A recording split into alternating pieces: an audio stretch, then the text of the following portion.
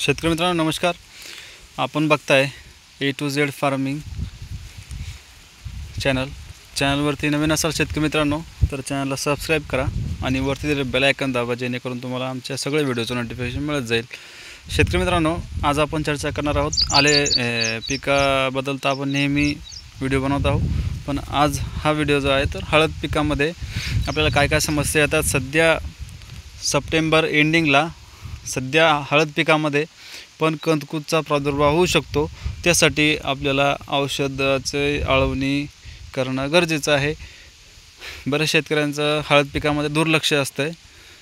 जंगली पिके म्हणून येऊन जाईल असं काही नसतं.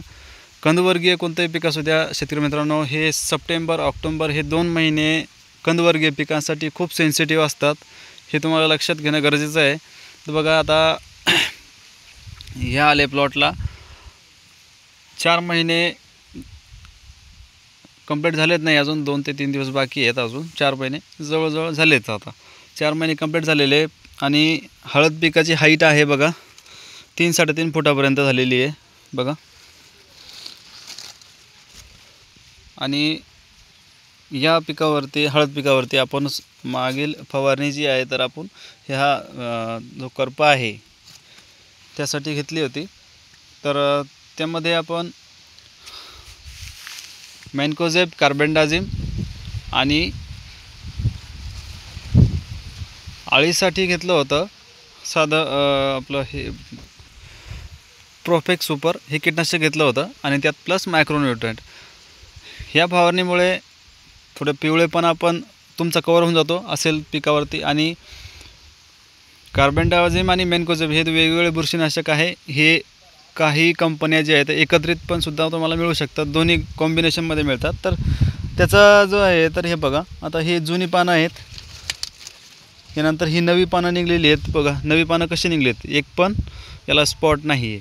हे अगोदरचे जे पान होते त्याच्यावरती कंट्रोल येऊन आणि वरती जी पानं आहे ही पानं हिरवीगार निघालेली आहेत.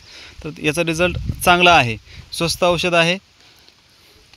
मार्केटमध्ये याच्यापेक्षा खूप महाग औषध पण आहेत, पण हे स्वस्त आहे. तुम्हाला रिकमेंडेशन करेल. तुमच्याही पिकात जर असा प्रॉब्लेम झाला असेल तर तुम्ही ह्या 3 औषधांची मिळून एक फवारणी घेऊ शकता. स्वस्त आहे.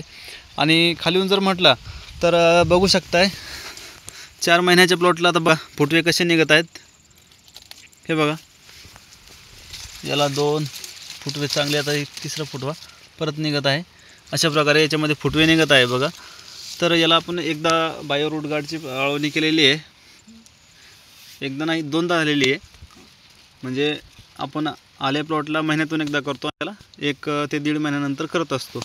याच्यामध्ये थोडंसं कमी करतो, याच्यामध्ये प्रमाण थोडं कमी असतं. आता सध्या आपल्याला करणं गरजेचं आहे, कारण की तुम्ही जर केमिकल बेसमध्ये करत असाल प्लॉट तर तुम्हाला मी सजेशन करेल की रोको हे बुरशीनाशक आहे, अँट्राकॉल आहे, हे दोन्ही कॉम्बिनेशनमध्ये देऊ शकता. किंवा मग 10 दिवसाच्या अंतरानं पलटफेर करून देऊ शकता. म्हणजे अगोदर तुम्ही जर रोको सोडलं तर परत 10 दिवसांनी अँट्राकॉल सोडायचं आहे. हे 2च बुरशीनाशक चांगले स्वस्त आहे. त्याच्यानंतर तुम्ही कार्बेंडाझिम, मॅन्कोझेब हे पण तुम्ही ड्रिप वॉटर देऊ शकता कंदकुजीसाठी. हळदीमध्ये काय असतं की रोग कंट्रोल लवकर होतो आणि आले पिकात मुख्यत्वे शेतकरी मित्रांनो सडवा जो आहे तो कंट्रोल होतच नाही. तर जैविक जर पद्धतीने तुम्ही करत असाल हळद पिकामध्ये पण सुद्धा किंवा मग अद्रक पिकामध्ये पण, तर तुम्हाला रूट गार्ड एकदा अवश्य वापरून बघा. त्याचे रिझल्ट पण चांगले आहेत. ज्या प्लॉटमध्ये आपण सुरुवातीपासून वापरतो त्याला केमिकल वापरण्याची आवश्यकता पडतच नाही. राहिला प्रश्न 1-2 ठिकाणी स्पॉट जर ह्या ऑक्टोबर महिन्यामध्ये सप्टेंबर एंडिंगमध्ये जर आलेच तर तुम्ही स्पॉटवरती ह्याच बुरशीनाशक हे केमिकल बुरशीनाशक मी सांगितले, जसं की रोको झालं, M45-22 झालं, याची आळवणी स्पॉटवर केली तरीसुद्धा ते साधारण 7 ते 8 दिवस तुम्हाला स्पॉटवरती थांबवतं आहे. तर असं नियोजन तुम्ही करू शकता शेतकरी मित्रांनो. आणि हळदीचा प्लॉट कसा वाटला कमेंटमध्ये अवश्य कळवा. जे शेतकरी हळद लागवड करतात त्यांनी आणखीन काही जर याच्यामध्ये काही कमतरता दिसत असेल ह्या प्लॉटमध्ये तर मला सांगू शकता. कारण हळद मी याच वर्षी लावलेली आहे. हळद याच्या अगोदर लागवड केलेली नाही आहे. आणि आले अद्रक शेती जी आहे तर मागील 7-8 वर्षापासून मी करतो आहे, त्यामुळे मला थोडासा अनुभव आलेला आहे आले पिकाचा. हळद पिकामध्ये आपण खर्च नाही होत, पण योग्य वेळी आपण नियोजन केलं तर खर्च कमीच होतो, हे लक्षात ठेवायचं आहे. शेतकरी मित्रांनो, जर चॅनलवरती नवीन असाल तर चॅनलला सबस्क्राईब अवश्य करा शेतकरी मित्रांनो, आणि बेल आयकॉन पण दाबा, जेणेकरून तुम्हाला व्हिडिओचं नोटिफिकेशन मिळत जाईल.